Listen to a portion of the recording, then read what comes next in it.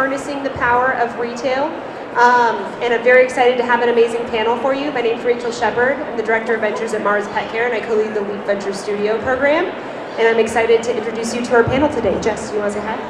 Hi everybody, I'm Jess Berger. I'm the founder and CEO of Bundle and Joy. I have spent the last 17 years in pet retail and now have my own brand, Bundle and Joy. We'd love to see you in booth 1846. Got a lot of fun planned. But yeah, have a lot of experiences in retail as a buyer and now selling to buyers. Awesome. And Anne? Everyone, I'm Ann Carlson, the founder and CEO of Jiminy's. I've been in the consumer packaged goods industry for over 30 years and worked with a lot of different categories, including alcohol, beverage, and baby. But been in pet since 2010 and launched Jiminy's in 2017. Kind of funny experience there. 2017, we had to go through AFCO, so did a lot of work with that. Planned to launch in retail, so independent pet. However, when we were ready to go with our AFCO all in hand, it was March of 2020. So we tried to launch straight into the pandemic. But come and visit us, Jiminy's 3319. Hello all, I'm pleased to be here. I'm Paul Dick. I'm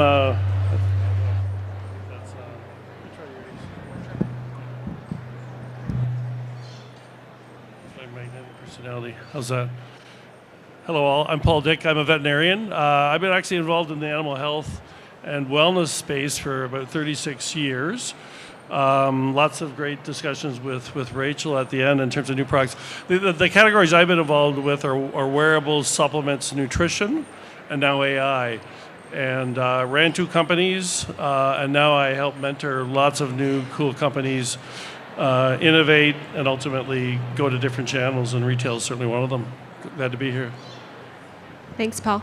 Adrian?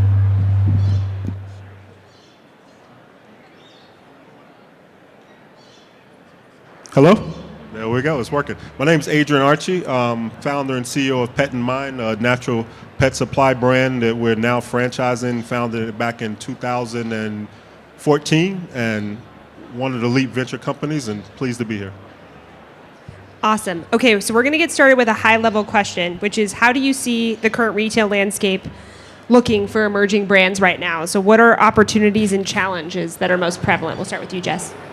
Yeah, I think that the way that we always think of retail was just a walk into a brick and mortar store, and I think today's consumer wants to shop lots of different ways.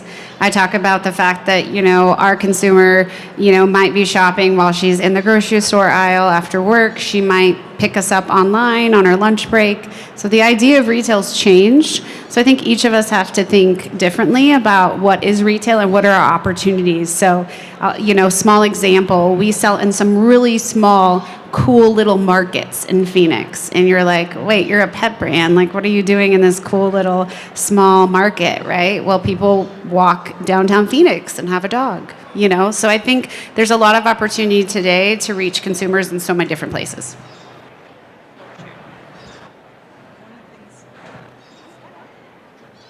Here. One of the things I think is really exciting about retail now is the new consumer. And if you think about it, they love taking their dog with them. So there's an opportunity for it to be a destination for them. But what is challenging is that the attention span has changed. So you only have a very short time to get your message across. So I think that's into everything we think about as we. Yeah, I think that mic's cutting out a little bit. So, sorry about that, Anne. Yeah, maybe just to add to that, I mean, pet ownership as a high. Everyone, loves their pet. Wellness is huge. So pet spend is really high. That said, everybody's getting into it. Online, veterinarians, retail. So I think the challenge, in terms of the bricks and mortar is how do you create an exciting new experience to keep people coming back? because there's a lot of competition in the space. How do you do that? And also, how do you differentiate yourself versus others in the field? So I think some added enthusiasm and excitement to make sure people do start or keep coming back to the mortar and brick. Yeah, for sure. So this is my everyday life. I think number one, people are looking for solutions now. Rather than just coming to buy a particular brand or a particular item, they're looking for solutions for their pet's health long term, and that's what we try to do. I think the biggest challenge that we face on the ground level is the rising costs, because people are spending money, but the retailer also has to spend that money first. So that rising cost, as well as bringing in quality employees that can offer an experience that people want to be a part of and that are memorable, is probably the biggest challenge we face. I mean, there's plenty of brands now, like Jess's brand, like Jiminy's, that are natural and really worthy of what we do and we feel good about. But the challenge is helping the customer find it and continue to support it. And Adrian, what are the most effective strategies you've seen emerging brands use to enter the retail market? So when they're coming in and they're new to a store, how are they effectively leveraging that opportunity that you've seen? Yeah, for sure. So we have to educate, and so help us educate, right? Again, people don't just want to come and buy a bag of food. They want to know what's in it. Why are they feeding their pet? What is it going to do? How is it going to treat their microbiome? So if a brand helps us educate our consumers, helps us educate our customers, whether it's from simple pop-ups or something that you give with your brand, or the labeling that my employees, as they're learning your brand, can actually look at it and sell it because of what it says, that's perfect. But help us educate, help us offer a solution, and it really goes a long way for that brand, for sure. I love that. So really thinking about it holistically from the packaging and everything else, and also from activation standpoint, you mentioned that pop-ups and other activations. Any thoughts from the panel on best sort of strategies for actually executing an activation in a store, and what kind of store should that be? What kind of activation should that look like that you've seen be successful? Well, I agree 100% with the education point. I think that's so important. But also thinking about it as how do you get it out to the people really quickly and easily. And one of the things that's really wonderful right now is that there's some tools that make it really easy for us to provide education to everybody who's working in those stores. So things like retail pet, where you build it once and then it's free to the retailers to use. But we should not just be thinking about the retailer, we should also be thinking about the consumer. So the education needs to extend out to the consumer, because ultimately what we really want is a consumer walking into the store and asking for the product. The other thing I would say is that sampling is so important. So if you can at all afford it, build samples into your product line so that you can share those with the store and the store staff so that they can give it to the consumer to take home and the pet can try it. Because if you believe that the pet is going to love it, which I do with my brand, then if I put it in their hands, they're going to come back and want it. I would just add that getting into retail is the easy part. Yeah, you heard me say that. Getting into retail is the easy part. The hard part is staying on the shelf, getting people to buy it, and getting people excited about your brand. Personally, at Bundle and Joy, we do a lot to disrupt and be different on shelf. There's a reason I have pink and purple and yellow bags and very fun colors, and I'm really dressed, very colorful today, right? You have to stand out, right? Think of how many products are in a grocery store, in an independent store, in a pet store. Stand out. Figure out what you stand for, and just tell everybody about that. And you mentioned Gen Z, and we know that social media plays a really large role in the start of their purchasing and the start of their brand discovery. What role do influencers and social media play in promoting your brand and also getting people to engage with it? I think it's critically important. It's part of the entire package these days. You need the influencers because that's how you're going to get out to the consumers. You have to think about where is your consumer's attention. And quite a bit of that attention these days is on TikTok. Still on Instagram, there's still some happening in other social media, but you really need to think about that and make sure that you are getting to those consumers in those places with your messaging, but also fun content as well. But I think we use our influencers, actually call our influencers chirpers, because they chirp about our brand. And if you didn't realize already, Jiminy's is insect protein, so chirping makes sense. But we send them out and say, hey, you know what? We are in Pet Food Express now.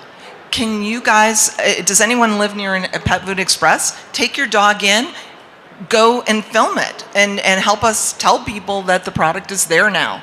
So we try to get the word out through the influencers as well. I think also I would just add that it's also another level above that. I think so much of building a brand and a business is about community and connection. And I say that a lot, and I remember saying that early days, and people are like, what does that mean? What are you doing? We launched our social media presence a year before we ever shipped product.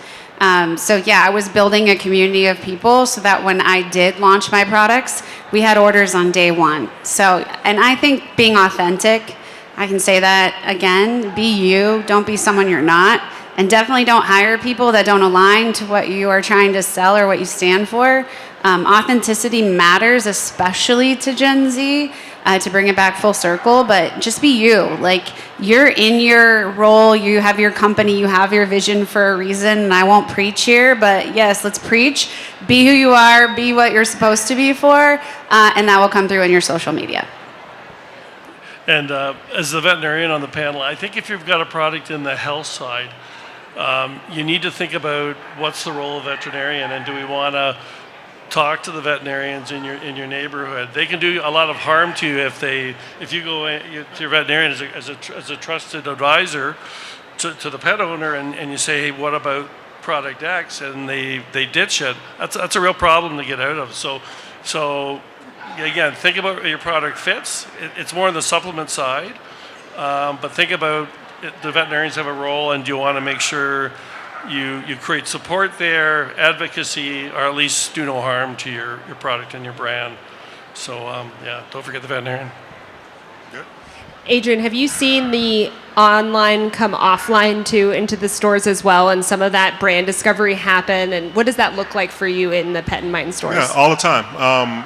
Gen Z comes in asking for a particular brand, and that makes us then want to order it. So, but what it looks like is online is great from a convenience standpoint. It's great from being able to touch a lot of people, but the customer wants to touch the product. They want to feel the product. So we do have the situations where you have a brand that's online, but they're also in retail, that customers can come find it there. They can return it. They can come ask questions about it. So a lot of times we actually act as customer service for a lot of companies, because that's where the complaints come in. They bought it from us, and it's not going to the company first in most cases. It's coming to us, and we need to handle that, and that's how we bridge the gap. So anytime a brand can help us do that and support that from samples is huge. But from that perspective, it is happening more and more now, because Gen Z actually, they're looking at it online, but the best way to touch it and feel it is come to us if we have it. Because that's what we're doing on a daily basis, is building community on the ground level, for sure. I was going to mention the sampling is really important, but I think also getting store associates to try the product. So we do a lot of things where we try to put our products in the store associates' hands and have them feed it to their dogs, and that way they can actually genuinely talk about the product. And I love that, because there's nothing like, well, what do you feed your pet? Oh, I feed him Jiminy's. Great. I'm sorry, but no, spot on. We tell stories. So, and I tell my team that if you tell the stories about how you feed your pet and what you do, that's what really resonates with the person that's doing the same thing. So, totally agree. And along those same lines, what are some of the ways you've seen brands effectively engage retailers and then build those relationships and keep them strong? So you've mentioned sampling, having the associates try it. Any thoughts on that? Let's start with the engaging piece first, and then building and maintaining the relationship as well. Jess, do you want to start with that? Yeah, we are all about collabs, so we love to support other, women-owned, diverse-owned brands. At the same time, we also love to work with retailers that are also in the same boat. So we've actually done some content where we've kind of shared social content, done some shared reels together, where maybe we do something super fun with our product in their store with the trending audio. So I would just say that there are great ways that you can actually collab socially with retailers. Yeah, I love that. We do that as well. The other thing is when we talk to the retailer, a lot of times our first question is, what do you need from us? So really tapping into, are they doing an event in the store? Well, can we help fill the giveaway bags? Or, can we come out and participate in some way? So really getting a dialogue going and understanding where they really need help. Adrian, from your perspective, are there any really effective ways brands have been able to engage Pet Mind from the onset and maintain that relationship long term as well? For sure. I think having a sales rep on the ground is always great, but smaller brands can't do that. So from the perspective of sending out collateral, that we have to be able to be knowledgeable about what we're selling. If we're not knowledgeable about it, I'm not in the store every day. So who's that salesperson, that associate is gonna recommend what they feel good about, what they know. They're not gonna go talk about something that they're not familiar with simply because it's gonna embarrass them and it's gonna ruin a relationship. So anytime a brand can send out collateral to help us send out things that make it stand out in the store, special pricing up front is always great. And sometimes I think brands forget that because you're excited about your product, but we got to be excited about it too.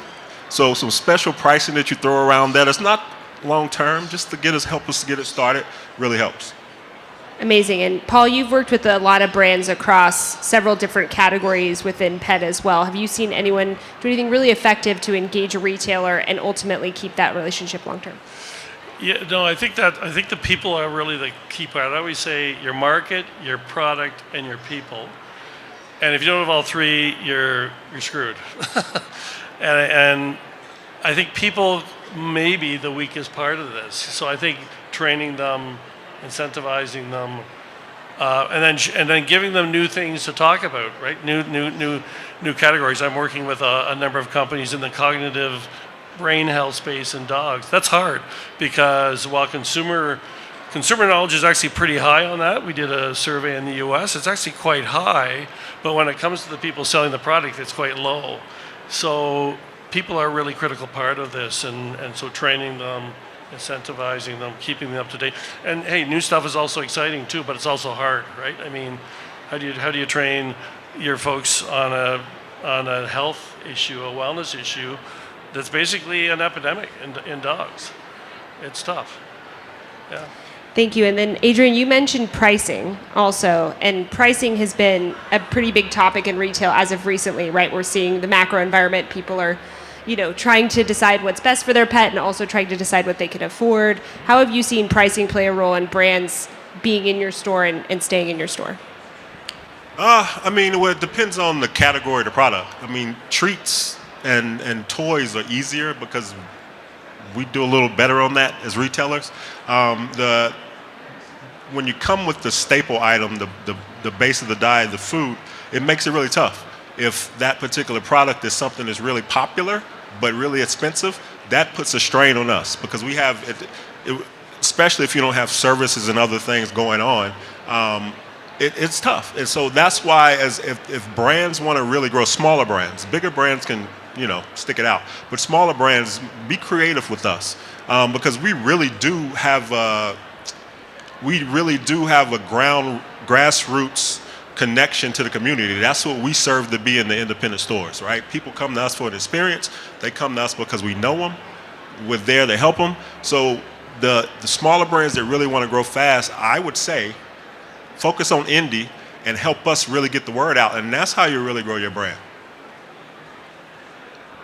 One of the things that we've realized in working with retailers, we were terrible at it. I'll just say, we were just excited when someone said they wanted to bring the product in, but we didn't understand our pricing model as well as we should have. We didn't get what it meant to really support. And so now I think what's really important when you are a small emerging brand and you want to work with a retailer, getting into the details with them before you launch the product. Understand what they're going to need from support perspective and understand if you can afford to do it. There's got to be a win-win, and it means into enormous amount of detail on the cost side of things. And then the other thing is map and maintaining a price point that is consistent from online to the store. Because if that's out of whack, you've got a huge problem. So I would say that's a big part of it as well. Thank you. And then along those lines, you brought up win-win partnerships. Jess, I want to ask you a question about, sort of being both on the buyer and the brand side. Let's talk a little bit behind the curtain. How do founders negotiate very favorable terms or approach those conversations to make sure they protect themselves and build a win-win with the retailer? When I was a buyer, I think the vendors and the brands that I had really great relationships would ask me first, what can I do for you? What do you need? What are your goals right now? So if any of you have ever been a buyer or as a buyer, you have set goals and objectives, right? So the organization sets those for you, and you might be chasing margin. You might be chasing assortment. You might be chasing innovation. So if you just ask them, what are you looking for first? And then you identify how you can help them do their job and do it well and bring great innovation or bring whatever it is they're looking for. I think that's the first piece of it. I think it goes back to making sure that you're, again, being authentic. I'll say that again, but that you're really partnering with retailers that are aligned. You're covering all the things. You can help each other. I think that's the win-win, is just making sure. Because, yes, it's very easy to say yes. It's a lot harder to say no. Did you hear that? It's really hard to say no. It's really easy to say yes, especially as a founder, because you want everyone to know about your stuff and you want to be everywhere, and you're so excited when you get a yes. But sometimes the right answer is actually no. Great advice. Any additional thoughts on that, Anne? Yeah, I agree. It is getting into those details, and as painful as that is, like understanding, do you charge back? And can we put a cap on that? And asking those kinds, and it's painful sometimes because you have to expose a lot of your situation, but it's the way that you're going to get to something that actually works. Paul, Adrian, any additional thoughts? Yeah, I'd summarize it. Why are you different? Why are you best? Just look at the number of people here that are competing with each other. How do you simplify it? Why are you best? I used to say first best and novel, but I think you need to figure out why you should be listed. Just look at pet insurance in the U.S., a great example. Very complex. The U.S. has the lowest level of pet insurance in the world. What is it now? Less than 20% or 5%? It's really, really small because it's so complex. It's hard to figure out which product do I use. So I think differentiation, why you're the best, why you should be in the store. Additional thoughts, Adrian? I would say go easy on the minimums. Don't make us buy a lot first. Amazing. One other question I wanted to get to as well is, one of the challenges, every channel strategy has its unique challenges, right? One of the things with retail is you're not as close to your consumer as if you're selling D2C. And so how do you think it's best for brands to focus on measuring their success and then also getting customer feedback, even though they know that the purchasing is happening at the retail level? Any thoughts on that, Anne? Oh, Jess, go ahead. I would highly recommend you get in store and do demos or some kind of tabletop. The very best feedback you'll ever get is from someone in store, talking to them, having to introduce them to your brand and your products cold. The other thing we do a lot of is markets and events. Again, meeting people. Think about the ways that you sell in person to someone, then try to identify how you can replicate that for in-store.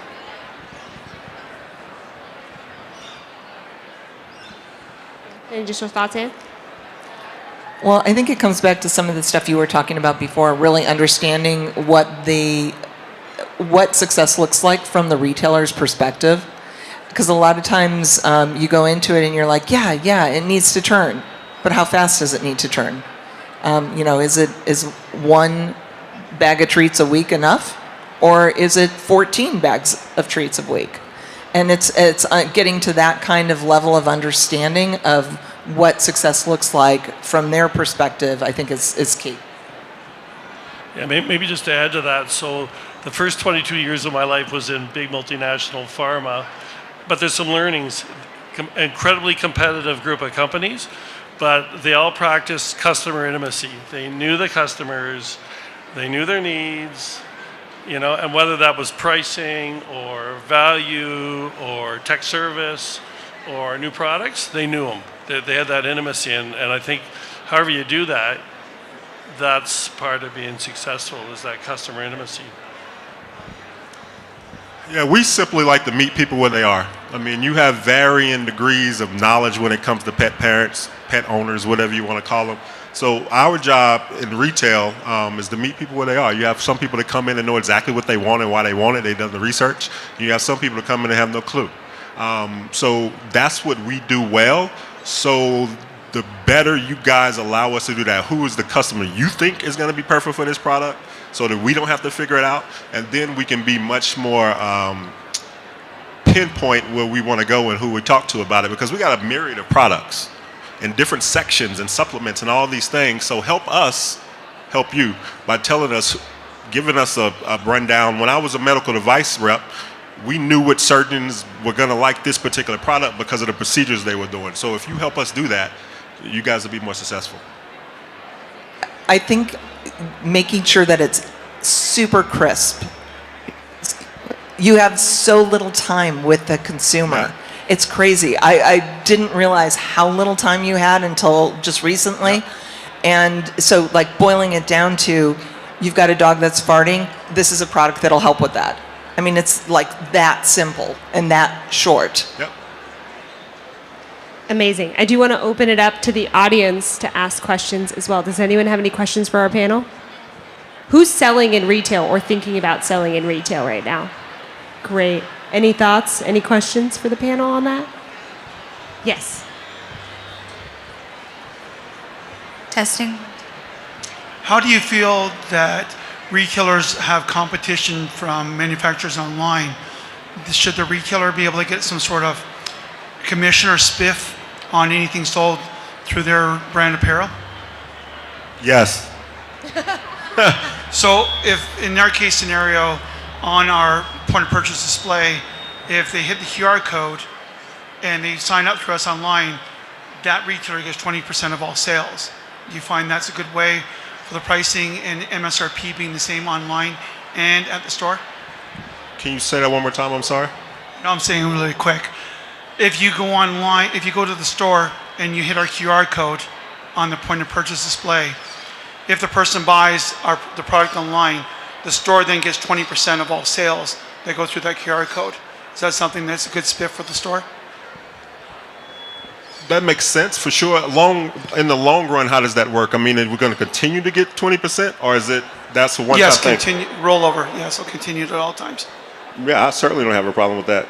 If it's that simple, for sure. Yeah, just that simple through your link.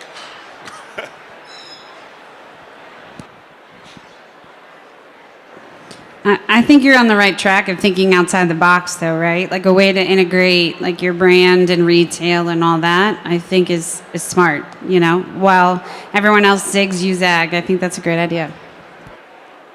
Actually, it's kind of what we do with veterinarians who don't have a store, but they want to be able to recommend a product and get rewarded for it. It's generally called an affiliate program. And it's kind of an interesting idea for a retailer who might not have space. Maybe you could carry, we've got a full line. So we've got treats, dental chews, food. The treats and dental chews are smaller. They're easier to carry. Mm-hmm. But maybe you might want to carry the food, but do it through affiliate program. Might be a way forward for some of the retailers who want to expand their line, but they can't physically. What do you think? I mean, I like the idea. I would have to see it in practice because it seems to me that there may still be a level of competition there that still kind of like makes it tough.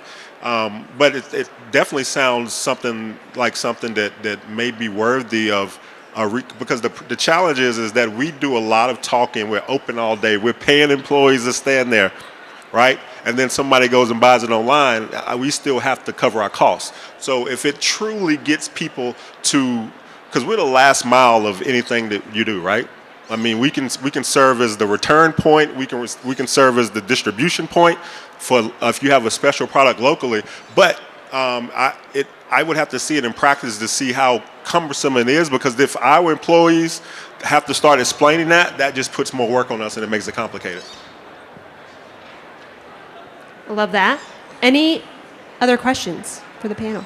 Everybody's spoken about the customer to some degree or other, so I'm not sure who I'm directing this to, but Tractor Supply's pet area is a client at present, so they can measure customer experience on a day part level. Tuesdays between 2 and 4, we have a staff problem where they're not engaging enough, right? How does an independent pet retailer measure customer experience? You all say it's important. How's it being measured today on a granular level like that? Not like a market research study, but actual customer response. Yeah, I mean, most POSs these days, you can look at hourly sales, you can look at sales by employee, sales by SKU, so we can look at it and dive into it. I think the bigger challenge it's a people problem at the ground level. I mean, I think everybody experienced this during COVID, is having people that can, as the founder that's been here 10 years, I have a level of knowledge and a level of passion that's hard to emulate in other people. So that's the bigger challenge for us. It's not necessarily that it's a problem that we can tweak something with the brand, is can we find employees that are knowledgeable enough and able to present the information in a way and really dial it in and boil it down really quickly, because you don't have forever, and if a product doesn't work once, it's not going to work ever for that pet owner again. So but we can look at it from a standpoint of hourly sales and things like that. Sometimes it's a bit deeper than that, though. Right, so inferring from sales Yep. what's happening, but not open-ended questions, not survey-specific questions about a specific product. Like, We're curated. I mean, we're 1,000 square foot stores, and the goal there is to be easy, to be welcoming, to know exactly what we carry and what we should say at the right time. So from our standpoint, I mean, we're not carrying, we don't have rows of products, right? So it's easier for us to really, for us, it comes down to a people problem more than a product problem. Also, though, you can see a lot from reviews, because consumers Yes. are very vocal and Yes. they're willing to say exactly what they think. Yeah, for sure. I mean, we at retail, you get every personality type. So you get some people that bring everything back, and you get some people that'll never tell you something's wrong. They just won't come back, right? So the people will certainly tell you in retail how they feel about things. It's not a secret. I think you can always incentivize a way to get a review, right? So there's some pretty interesting statistics of the percentage of people, for example, that will ever give a review of a product they purchase on Amazon, for example, right? So I think that you've got to find a way to incentivize a review or incentivize feedback. We all know that lots of people want to give you their opinion, those that we don't even want to hear their opinion. You've got to incentivize it. Because even think about the busiest person, the last thing I want to do is take a couple extra minutes. But if you incentivize them with something, and that, even if it doesn't even have to be a lot, sometimes it's just disrupting them and be like, hey, I'd love to get your feedback and I want to incentivize you with X. And people will give you their opinion.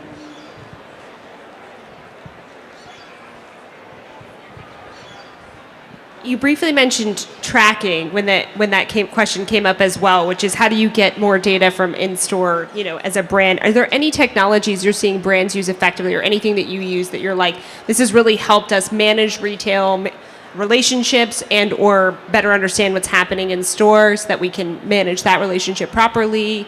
Any insights on the technology piece? I mean, our POS tells us a lot.